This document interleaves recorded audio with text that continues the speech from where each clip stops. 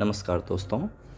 67 BPSC prelims की तैयारी के लिए बहुत ही इम्पॉर्टेंट है हिस्ट्री का नॉलेज होना, और हिस्ट्री का वेटेज सबसे ज़्यादा होता है। तो हिस्ट्री में कुल क्वेश्चंस 36 क्वेश्चन आते हैं आउट ऑफ 150। तो आज मैं बहुत ही इंपॉर्टेंट टॉपिक डिस्कस करने जा रहा हूँ, मिडिवियल इंडिया का दिल्ली सल्तनत। दिल्ली सल्तनत का जो टाइम पीरियड है वो 1206 से 1526 एडी है, और जिसके तहत 5 इंपॉर्टेंट डायनेस्टी हैं। स्लेव डायनेस्टी जिनको गुलाम वंश के नाम से जाना जाता है, खिलजी डायनेस्टी जिनको जो कि 1290 से 1320 तक रूल करते हैं, तुगलक डायनेस्टी 1320 से 1414 रूल करती है, सैयद डायनेस्टी 1414 से 1451 रूल करती है, और लोधी डायनेस्टी 1451 से 1526 के बीच में रूल करती है। तो सल्तनत का मतलब क्या होता है, सबसे पहले ये समझिए कि जैसे मुग़ल के समय, मुग़ल एम्पायर के समय जितने भी राजा हुए उन्होंने खुद को कहा कि we are the shadow of the God.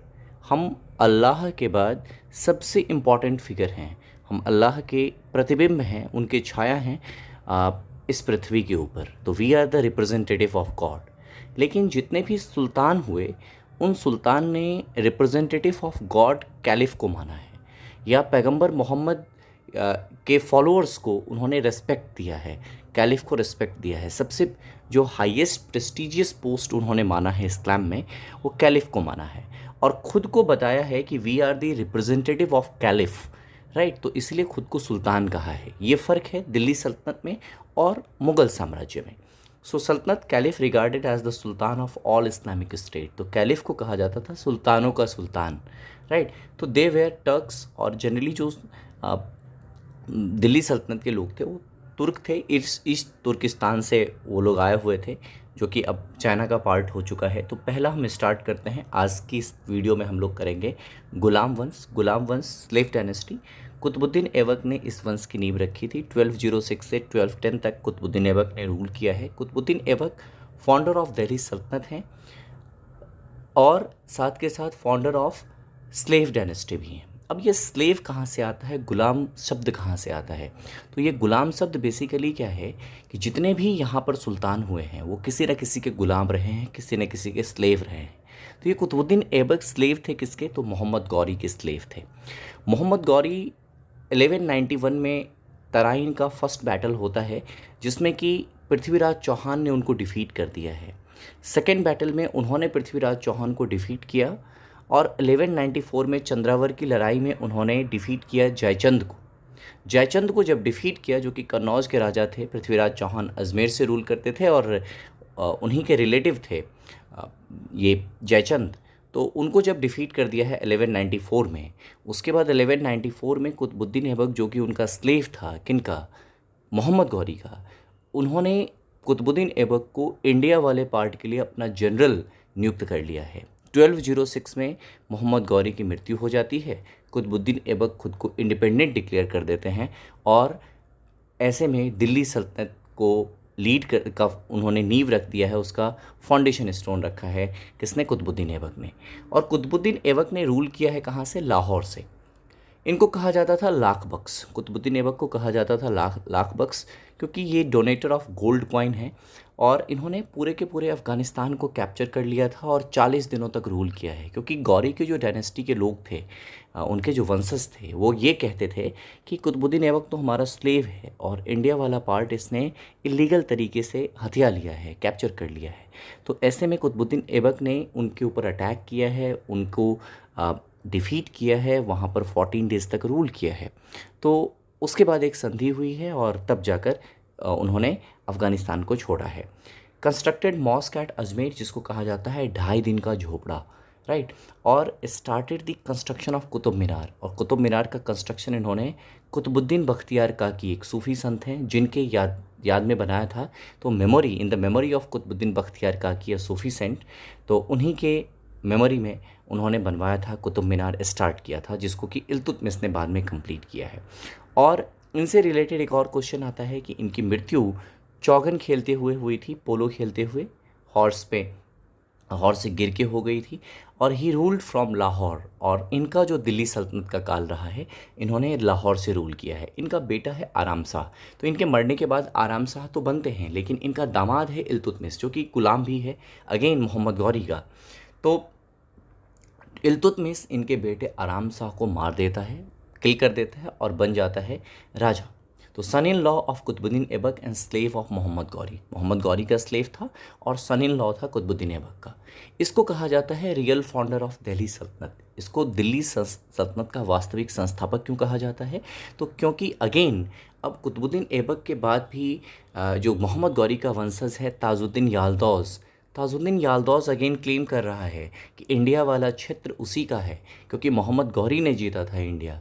तो ऐसे में कुतुब इल्तुतमिश ताजुद्दीन यालदौज को third battle of Tarain, Tarain की तीसरी लड़ाई में, जिसका जिक्र काफ़ी कम होता है, तराइन की तीसरी लड़ाई में 1216 में डिफीट कर देते हैं ताजुद्दीन यालदौज को, और उसके बाद उसका इंडिया पर क्लेम ख़त्म हो जाता है। इसीलिए इल्तुतमिश को कहा जाता है रियल फाउंडर ऑफ दिल्ली सल्तनत। एक और काम इल्तुतमिश ने किया था, वो ये था कि उसने लाहौर से कैपिटल चेंज करके दिल्ली कर दिया था। तो ये दूसरा कारण माना जाता है कि इल्तुतमिश को दिल्ली सल्तनत का वास्तविक संस्थापक कहा गया है। और कैलिफ ऑफ बगदाद ने इल्तुतमिश को रिस्पेक्ट दिया है, एक चिट्ठी लिख के भेजी है और उसको कहा है कि सुल्तान आज़म, मतलब आप सुल्तानों में महानतम सुल्तान हैं। कौन? Iltutmish. Extended Delhi Sultanate up to north India and shifted the capital Delhi. तो ये सब कुछ कारण है जो कि इनको दिल्ली सल्तनत का वास्तविक संस्थापक कहा जाता है। इसके बाद इन्हीं के समय चंगेज़ खान ने आक्रमण किया था। जो चंगेज़ खान मंगोल था, उसने आक्रमण किया था यहाँ पर इंडिया में। और आक्रमण नहीं दिल्ली के ऊपर करने का जो बचा लिया था इल्तुतमिश ने, वो ये था कि चंगेज़ खान चेज़ कर रहा था, जो ईरानी किंग है, ईरान के राजा को चेज़ कर रहा था। और ऐसे में इल्तुतमिश ने उस ईरान के राजा को, पर्शियन किंग को, यहाँ शरण नहीं दी थी। तो इसी कारण से ये कहा जाता है कि इल्तुतमिश ने चंगेज़ खां के आक्रमण से दिल्ली को बचा लिया। तो क्वेश्चन कभी आता है कि किसने चंगेज़ खां के आक्रमण से दिल्ली को बचाया, तो आंसर है इल्तुतमिश। इसके बाद इल्तुतमिश ने इक्ता सिस्टम को स्टार्ट किया, और एक तरह से इक्ता लैंड का एक बड़े बड़े लैंड्स को एक जगह पे एक साथ लैंड रेवेन्यू सिस्टम के लिए उसने लैंड को डिवाइड करना स्टार्ट करा, जिसके कि चीफ को कहा गया मुक्ति या वाली। मुक्ति या वाली कहा जाता था इक्तेदार को, या जो इक्ता के हेड होते थे, राइट। ये लैंड रेवेन्यू सिस्टम किसने स्टार्ट किया है? इल्तुतमिश ने। इट वाज नॉन हेरिडेटरी, और ऐसा नहीं था कि मुक्ति और वाली का बेटा ही मुक्ति और वाली होगा। ये रैंडमली अपॉइंट किए जाते थे, जो एबल होते थे उनको अपॉइंट किया जाता था। System was already in use in West Asia and Central Asia. तो वेस्ट एशिया और पश्चिमी एशिया और केंद्रीय जो सेंट्रल एशिया है, वहाँ पर ऑलरेडी इस प्रणाली का यूज़ किया जा रहा था। क्रिएटेड चालीसा और चहलगनी। इसने चालीसा और चहलगनी का मतलब क्या है कि 40 मंत्रियों का समूह बनाया अपने एडमिनिस्ट्रेटिव ईज़ के लिए, राइट। तो जिसमें केवल और केवल तुर्क होते थे, कोई इंडियन को वो नहीं रखता था, क्योंकि विश्वास नहीं होता था उनका इंडियंस के ऊपर। उनको लगता था कि कभी ना कभी रेबल हो सकता है। तो रेगुलराइज्ड करेंसी ऑफ दिल्ली सल्तनत, उसने दिल्ली सल्तनत के करेंसी को रेगुलराइज किया, और एक सिल्वर कॉइन इंट्रोड्यूस किया जिसको टाका कहा गया। तो ये भी क्वेश्चन काफ़ी इंपॉर्टेंट है कि किसने सिल्वर कॉइन टाका इंट्रोड्यूस किया है? तो इल्तुतमिश ने। इसके बाद जो क्वेश्चन बन के आ सकता है कि किसने इनाम लैंड्स दिल्ली सल्तनत काल में शुरू किए, मतलब चैरिटेबल लैंड्स, जो चैरिटी के पर्पस से, कहीं पे स्कूल खोलना, कहीं पे अस्पताल खोलना, कहीं पे धर्मशाला खोलना। तो इस तरह के जो लैंड्स देना, ग्रांट करना स्टार्ट किया था, वो भी इल्तुतमिश ने स्टार्ट किया था। Announced in 1234 that Razia will become the new king. और पहली महिला शासक जो दिल्ली सल्तनत की हुई हैं, रजिया सुल्तान, उसके बारे में अनाउंसमेंट कर दिया इल्तुतमिश ने 1234 में कि मेरे बाद रजिया सुल्तान ही, उनकी बेटी ही दिल्ली सल्तनत का कमान संभालेंगी। और 1236 में इल्तुतमिश का डेथ हो जाता है। और चूँकि इल्तुतमिश ने रजिया सुल्तान का अनाउंसमेंट कर दिया था, इसलिए रजिया सुल्तान बन जाती हैं नई सुल्तान। तो 1236 से 1240 AD तक उन्होंने रूल किया है। लेकिन जैसे ही रजिया, जो कि पहली महिला शासक हैं, और किसी भी महिला के अंदर काम करना, ये उस समय के ऑर्थोडॉक्स इस्लामिक मेन के लिए काफ़ी डिफ़िकल्ट था। तो ऐसे में मोहम्मद जुनैदी, जो कि एक चालीसा है, मेंबर है चालीसा का, उसने विरोध किया है रजिया को सुल्तान बनाए जाने का। और रजिया ने देखा कि जब बहुत सारे लोग विरोध कर रहे हैं तो ऐसे में उसने एक बहुत ही ताकतवर व्यक्ति से शादी कर ली जिसका नाम था जलालुद्दीन याकूत। ये एबिस्मेनिया से आया था, लेकिन ये काफ़ी पावरफुल था, इसके सामने कोई इससे लड़ने की कोई हिम्मत नहीं कर सकता था, इसलिए रजिया ने इनसे शादी की। इसके बाद Razia was arrested bye Altunia, minister of Bathinda. और बाद में चालीसा के कॉन्स्पिरेसी से रजिया को क्या किया गया, तो अल्तुनिया जो उनका मिनिस्टर था उनके द्वारा उनको गिरफ्तार कर लिया गया भटिंडा में। जब उनको गिरफ्तार किया गया तो उनके भाई मोइनुद्दीन बहराम, जो कि इल्तुतमिश के बेटे हैं, मतलब उनके भाई हैं, उनको राजा बना दिया गया। और रजिया को 1240 में मार दिया गया कैथल हरियाणा में कॉन्स्पिरेसी के तहत। चालीसा ने कॉन्स्पिरेसी की और रजिया सुल्तान को मार दिया गया। मिन्हास उस सिराज ने अपनी किताब तबक़त नसीरी में लिखी है कि Razia was killed because she was a women, she was a able women. वो महिला थी इसलिए मारी गई। ऐसा नहीं था कि वो काबिल नहीं थी, ऐसा नहीं था कि वो सुल्तान बनने लायक नहीं थी, उनमें सारे वर्च्यूज़ थे, सारे गुण थे, लेकिन चूंकि वो महिला थी इसलिए उसको मार दिया गया। ये कहा है तबक़त नसीरी में मिन्हास उस सिराज ने। इसके बाद ऊपर दो नाम लिखे हुए हैं, रुकमिनुद्दीन फ़िरोज़, नसीरुद्दीन। तो रजिया के जाने के बाद मोइनुद्दीन बहराम, रुकमिनुद्दीन फ़िरोज़, नसीरुद्दीन, ये सब राजा बनते हैं। ये लेकिन ये सब पपेट राजा होते हैं, पपेट सुल्तान होते हैं चालीसा के। और इसके बाद एक ताकतवर सुल्तान उभरता है जो कि काफ़ी छोटे पोस्ट से आगे बढ़कर कोर्ट कटियर बना था और जनरल तक के पोस्ट तक पहुंचा था, बलबन, जो चालीसा का मेंबर भी बना है। और 1265 से 1287 तक इसने रूल किया है। इसकी पॉलिसी थी ब्लड एंड आयरन पॉलिसी, लौह और रक्त की नीति थी।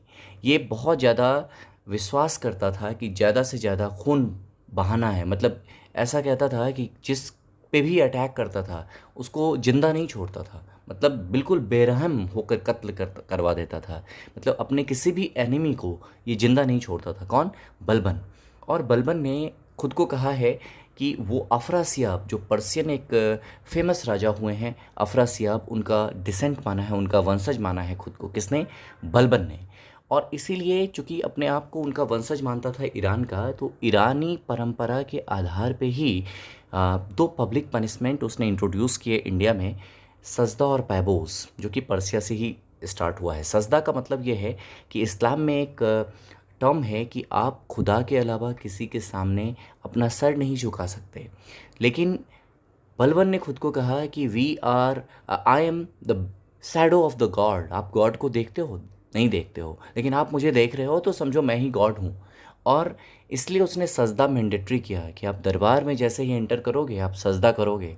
और पैबोस के लिए कहा कि kissing the feet of the king, आप जब राजा के नज़दीक आओगे तो आपका सबसे पहला काम ये होगा कि राजा का पायबोस करोगे, kissing the feet of the king.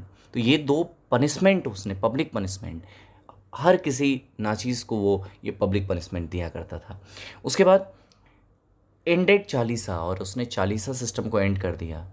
Ekta system को भी करीब करीब एंड कर दिया। कंप्लीटली एंड तो अलाउद्दीन खिलजी ने करा है, लेकिन फिर भी काफ़ी एकता, जो बड़े बड़े इक़्तिदार होते थे उसको काफ़ी तोड़ मरोड़ के काफ़ी छोटा छोटा लैंड कर दिया है। किसने? इल्तुतमिश ने, सॉरी बलबन ने।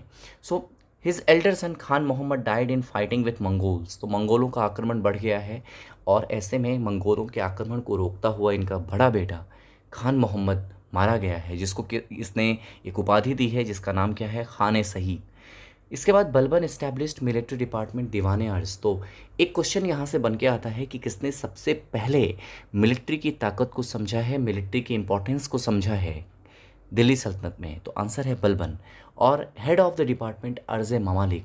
और ये इसने जो दीवाने अर्ज इस्टेब्लिश करा है, मिलिट्री डिपार्टमेंट इस्टेब्लिश करा है, उसके हेड को कहा गया है अर्ज ए ममालिक, राइट। और first king recognise the importance of military. तो ये पहला राजा है जिसने मिलिट्री के इम्पोर्टेंस को रिकॉग्नाइज किया है।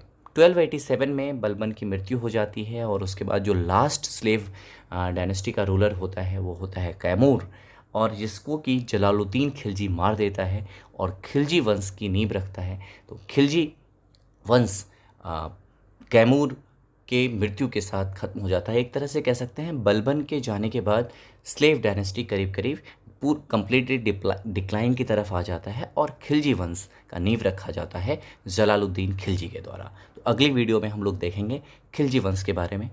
आप प्लीज़ मेरे चैनल को लाइक कीजिए, सब्सक्राइब कीजिए, शेयर कीजिए और प्रीलिम्स की तैयारी अच्छे से करते रहिए। Thank you so much.